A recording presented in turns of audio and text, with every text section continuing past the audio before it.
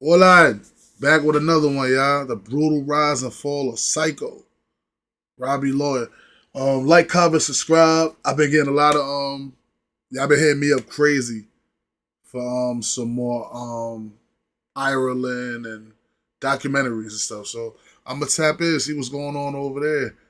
But I need y'all to do me one favor. Like this video and follow the kick. Y'all could come over here and send me some more requests. This is where I accept requests at, y'all. I'm trying to build this up to 1,500. I can't do it without y'all. So follow the kick. All right, let's get into this reaction though. Let's get right into it, y'all. Like, comment, subscribe. Shout out to the third world. April 1st, 2020. Two men approached a flat above a Tesco store on University Road in South Belfast, while a third man keeps his distance, watching intently. Upon opening the front door, the flat's occupant unknowingly reveals himself to the observer. 3 days later, under the midday sun, the occupant's life is cut short in a hail of bullets outside a house on Etna Drive, Ardoyne, in North Belfast. The gunman struck swiftly and methodically, leaving him no chance to escape. As soon as the man entered the hallway of the house, his attacker burst in through the back. He tried to flee and bolted for the front door, but as bullets relentlessly pierced his skull, he slumped to the ground beside a garden gate, fatally injured. It turned out that the man who got shot was 36-year-old Dublin criminal Robbie LAWLOR. Until this day, the murder continues to be the subject of a major police inquiry. The police don't care the police ain't trying to find out who killed him, bro. Robbie I did a last reaction. Robbie was on timing. Robbie chopped the dude up, bro. Like, yeah, man, Robbie's on demon. The circumstances surrounding They're like, yeah, whoever got him, fuck it. The assassination highlighting an extraordinary merging of North and South criminals, reshaping the face of Ireland's gangland. In this video, we'll delve into the full story of the rise and brutal fall of one of Ireland's most notorious crime bosses. Everybody in Ireland knows the name Robbie LAWLOR, but who was he, and how did he become one of the most feared criminals in the country? Born in 1986, LAWLOR grew up in Darndale, a stark and desolate. My son was young. Robbie was young. Robbie was 36. A place during the 80s, especially amidst the turmoil of the Irish hunger 5 or some shit. The north side of Dublin, where he was raised, was marred by poverty and high unemployment. As a teenager, he got involved in petty crime and dropped out of school at 16. Desperate for money, he turned to selling drugs, rapidly ascending through the ranks of Dublin's criminal underworld. His ruthless ambition and cunning quickly made him a formidable figure in the city's dark underbelly. Originally from Dublin but seeking refuge in County Meath, Robbie LAWLOR quickly became a notorious figure in the perilous world of organised crime, especially amid the violent Drogheda feud. With over 100 convictions, he was a constant blip on the police radar, earning countless enemies with his ruthless and violent nature. Known for his brutality, LAWLOR was involved in numerous violent crimes, including armed robberies. His criminal reach extended beyond Ireland, with ties to drug trafficking operations in the UK and Spain. Though implicated in several high-profile murders in Ireland, he evaded conviction for these crimes, further enhancing his notorious reputation. LAWLOR's infamy grew as he became one of Ireland's most wanted men. Despite being arrested multiple times, he skillfully avoided lengthy prison sentences. His ability to elude justice only solidified his fearsome legend in the criminal underworld. In 2005, Robbie LAWLOR was believed to be connected to his first documented murder, that of drug dealer Mark Byrne. The two had clashed while incarcerated in Mountjoy prison. Shortly after Byrne's temporary release, he was gunned down on a busy street, a brazen act that marked the beginning of LAWLOR's reputation for brutal vengeance. Although arrested for the murder, LAWLOR was never charged due to insufficient evidence. 3 years later, LAWLOR was arrested again, this time for a shocking gun attack on a man minding a baby while sitting in a friend's car. What? A gunman approached the vehicle and fired 5 shots through the driver's side window, leaving the man in critical condition and injuring the baby. LAWLOR, suspected to be the gunman. Nah, son. Damn. Robbie was tweaking. He probably ain't know it was a baby in the car. He just probably got the drop, son in the whip, came through. But the way he said, he cold-blooded. I ain't like, give a fuck about the baby. I'm like, squeezed off on the baby. Hold on. Bow!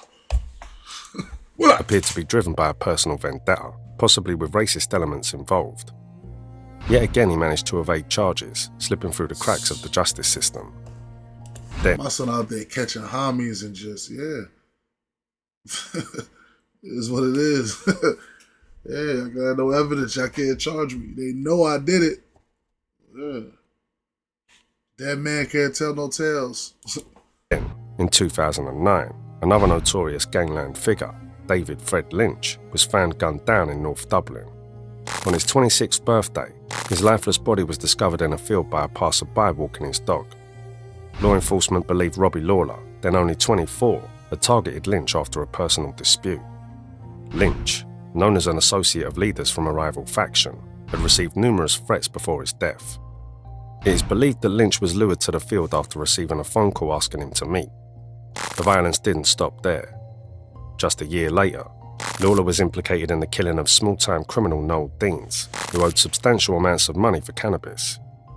Although no one was charged, authorities suspected Lawler was paid to execute the hit.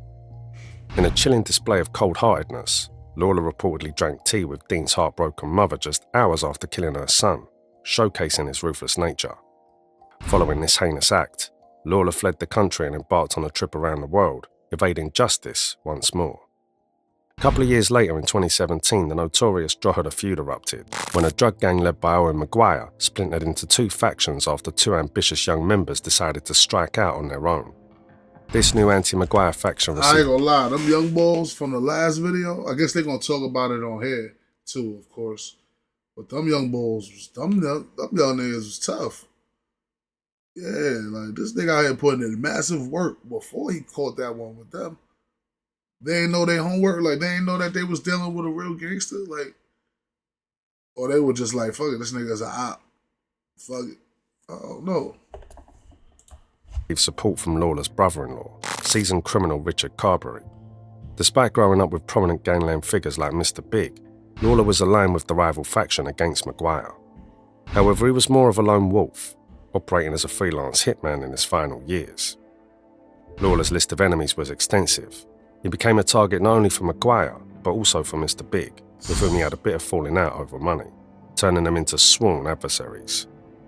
In February 2018, Lawler emerged as the prime suspect in the murder of Kenneth Finn, Mr. Big's right-hand man, further entrenching himself in the violent underworld. Around that time, the Drogheda feud escalated into a wave of violence, including stabbings and car bombings.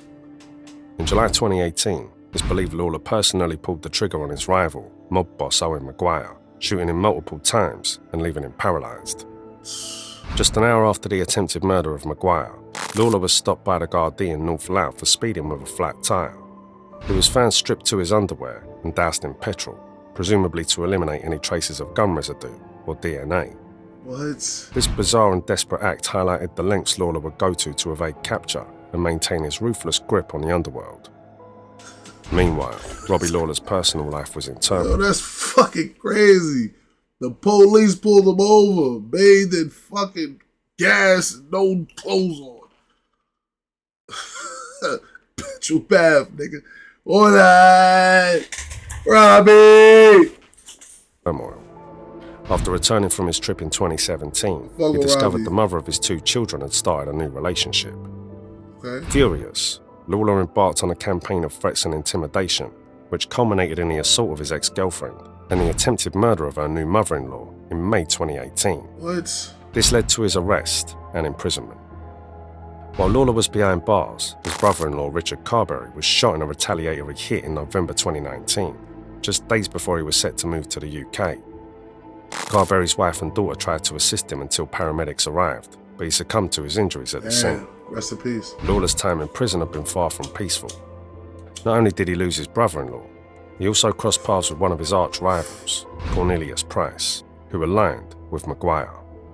In December 2019, Robbie Lawler was unexpectedly released from prison, as all charges, including assault and attempted murder, were dropped. Sheesh. Fueled by a thirst for revenge for his brother-in-law Carberry's murder, and aware that there was a bounty on his own head, Lawler re-entered the violent fray with a vengeance. The situation intensified further when rival gang boss Cornelius Price, who died in 2023, was also freed from prison a few months later. Upon his release, Lawler received a stark warning from the Gardaí. His life was in grave danger. However, warnings could not shield him from the numerous enemies he had made. Deeply entangled in the Drogheda feud, Lawler's return only served to inflame the already volatile conflict. With his life under threat from major figures in Drogheda and fears of a looming war with call-up mobster Mr. Big, Lawler's release put the Gardaí on high alert. Secret recordings from his time in prison revealed that Lawler believed that Mr. Big was behind Carberry's shooting. By the time Lawler was released, Mr. Big and Cornelius Price had joined forces. Lawler was clearly losing control, and most critically, respect, which likely fueled his paranoia. Despite the serious threats against his life from key players in the Drogheda feud, Lawler was determined to seek revenge for Carberry's murder, blaming Price for the killing. Days after his release, Lawler faced an incident as he left the gym. He was mugged by younger associates of a rival gang, including 17-year-old Keane Mulready-Woods. They snatched his gym bag and stole his flip-flops, later taunting Lawler by posting pictures and a TikTok video wearing them. Wow. The video creator is believed to be an associate of David Fred Lynch, the man Lawler allegedly gunned down. So the last video told us about it, but they didn't show us the video. No TikTok video. And is this the little kid that got killed? Leave it in the comments. Let me know. Is this the little kid that got killed? The video creator is believed to be an associate of David Fred Lynch. Look how little he is, bruh. The man Lawler allegedly gunned down in 2009. In January 2020, Lawler took the feud to new heights with the brutal murder of one of the teenagers involved in that gym bag incident, Keane Mulready-Woods. Shit. Mulready-Woods was lured to a house where he was killed and dismembered. His remains were discovered at different locations on various dates, along with the flip-flops stolen from Lawler, serving as a grim message to his enemies. It is believed that Lawler and his gang took King to a house in Rathmullen and tortured him.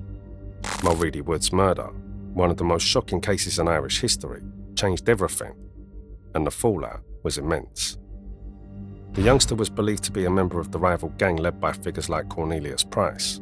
He was also the godson of Owen Maguire, who had been left paralysed from the waist down after being shot 6 times by Lawler in 2018. Lawler held both Price and Maguire responsible for the murder of his brother-in-law, Richard Carberry. Additionally, Lawler knew that Price was fond of Mulready-Woods. Lawler allegedly planned to deliver some of the teenagers' remains on Price's doorstep, but the deliverers got spooked by Gardaí. Eventually, remains were dropped near the home of Mr. Big. The killing is regarded as a message to the rival Maguire faction, to make sure they would know Robbie LAWLOR shouldn't be messed with. The killing of King infuriated Price and his allies due to its brutality. Upon his release from jail in February 2020, amidst the height of the Drogheda feud, Price escaped to the UK, but vowed to exact revenge on Lawler and eliminate him. Throughout 2020, the threats against Lawler escalated significantly. In search of safety, he fled to Northern Ireland, unaware that this decision would ultimately lead to his tragic death. Taking shelter above a Tesco store on University Road in South Belfast, Lawler's final refuge turned into a fatal ambush. In April, the inevitable happened. 36-year-old Lawler was fatally shot in broad daylight in North Belfast. Allegedly, Lawler had gone to the house on Edna Drive expecting to collect money. Upon entering the front door, a gunman entered through the back, shooting Lawler in the front yard. Damn. Days prior to the murder, on the evening of April 1st, 3 members of the infamous McCarthy Dundon gang visited Lawler's apartment. Jared Dundon and Quincy Bramble approached Lawler's flat and lured him to the door, while John Dundon's 17-year-old son Levi Keane remained discreetly out of sight. Keane observed Lawler as he unsuspectingly answered the door. Later accounts suggested this setup was to ensure Lawler was identifiable to the assailant, possibly Keane himself. This theory was supported by the belief the trio was part of a hit team, though the PSNI reported finding no evidence linking them to Lawler's death through CCTV checks. Following the shooting, the trio was apprehended in a vehicle near the murder site, but later released without charges, as the PSNI claimed they didn't find any evidence linking them to the actual killing. The release caused significant controversy because Irish investigators strongly suspected the Dundon group to be involved in the assassination. As far as the suspicion of the Dundons go, it wasn't just that trio that had gained the attention of authorities. Although they were freed after being questioned, Gardaí had also witnessed a handover of cash to McCarthy-Dundon gang members from Limerick shortly after Lawler was murdered. Gardaí believed this €50,000 transaction was payment for their role in luring Lawler to the scene. According to reports, Lawler was under the protection of the Dundons during his time in prison. He supposedly paid them for security against his rival Cornelius Price, and they reportedly offered to continue protecting him after his release.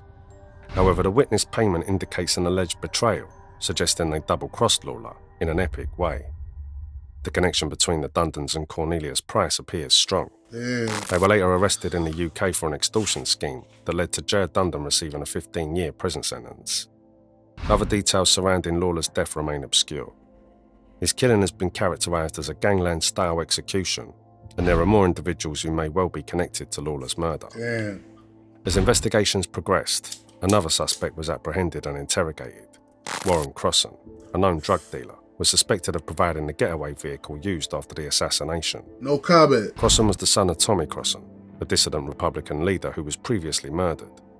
Approximately 2 months after Lawler's killing, Warren Crossan himself was fatally shot at his mother's house in Crumlin. It's speculated that this was a retaliatory strike linked to Lawler's death. Interestingly, Crossan's name surfaced in connection with the earlier mentioned Niggas are sliding for lawyers. house in Crumlin. It's speculated that this was a retaliatory strike linked to Lawler's death. Niggas are sliding for law? For Robbie? I thought he was a lone wolf. Niggas start sliding for Robbie, I ain't gonna lie. Interestingly, Crossan's name surfaced in connection with the earlier mentioned extortion scheme that led to the arrests of Dundon and Price in the UK. Orchestrated by Jared Dundon, the motive allegedly revolved around money owed to Warren Crossan. The twist in this grim narrative, however, is that Crossan had already been killed before the extortion occurred, complicating the investigation with its intricate connections. Later, 2 more individuals came into focus in Lawler's case. In December 2020, Patrick Tier from Belfast and Adrian Holland from Derry were charged in connection with the murder, based on vehicle plate recognition and cell site analysis. While neither is suspected of being the actual shooters, they're accused of involvement in a joint enterprise with others. Holland owned the house on Etna Drive where the murder occurred, and Tier allegedly met with Sligo-based gangster Barry Young in a hotel just weeks before the killing. Barry Young is a notorious drug trafficker, currently serving an 11-year sentence for drug dealing. Over a criminal career spanning 2 decades, he emerged as one of the country's leading drug suppliers, eventually taking control of a gang in the west of Ireland. He played a pivotal role in the drug trade across Northern Ireland, suspected of supplying cocaine and cannabis to various gangs in Belfast and border areas. According to police, it was during that hotel meeting with Young that Lawler's execution was commissioned on behalf of a major gangland alliance of Mr. Big, Owen Maguire, and Cornelius Price, and orchestrated through intricate prison connections. In May 2024, the arrest of an associate of Barry Young in Liverpool marked a significant breakthrough in the investigation into Lawler's murder. Authorities described the arrest as extremely significant, suspecting the individual from Sligo of playing a crucial role in the homicide. More recently, a 39-year-old man named James Fields has been charged with aiding the offenders in connection with Lawler's killing. He stands accused of knowing about the perpetrators and hindering their capture by assisting them in leaving the area.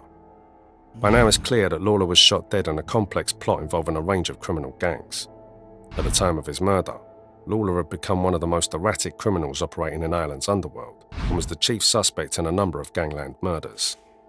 Gardaí believed that Cornelius Price paid over €100,000 for Lawler's assassination in retaliation for the Mulready-Woods murder. According to Garda sources, on Lawler's first day out of jail, he went to Price's family. 100K? I know niggas was thirsty to grab that. The way he did that little boy. My son sent a serious message. I ain't gonna say that's what you get, but listen.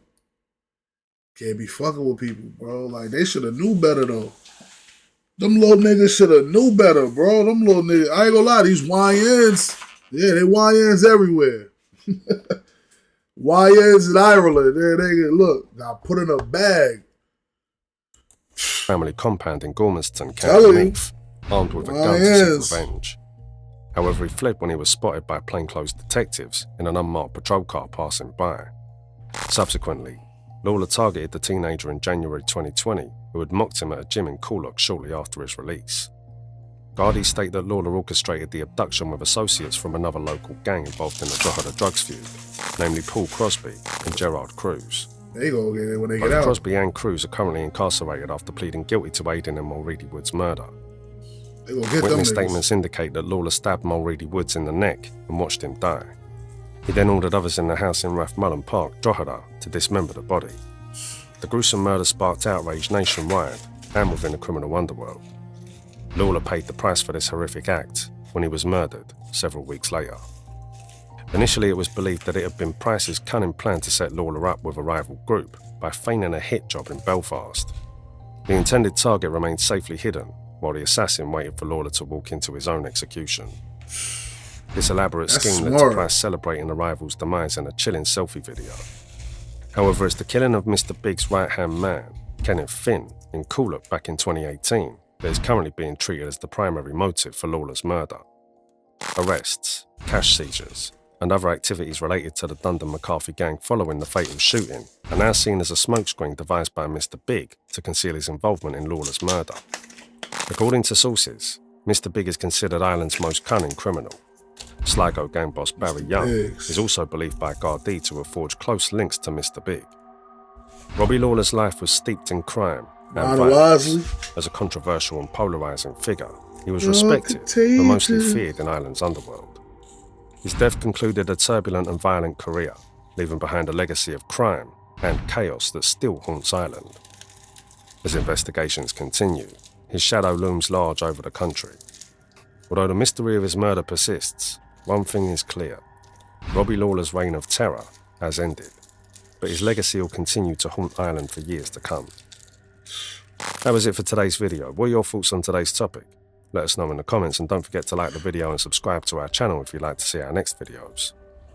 Shout out to the Disturbed World, man. Go like his video. Nah, this was fire, man. RP Robbie LAWLOR, even though he was a bad person. We ain't gonna say a sugarcoat shit. He was a bad motherfucker. But you know, I fuck with him. RP to everybody that lost their life. I wish nobody died. I wish they all was here. But this is a good documentary, man. Send some more. Follow the kick. This is where y'all can send y'all requests at. Right here. Y'all want to see me react live? This is where you go. All that.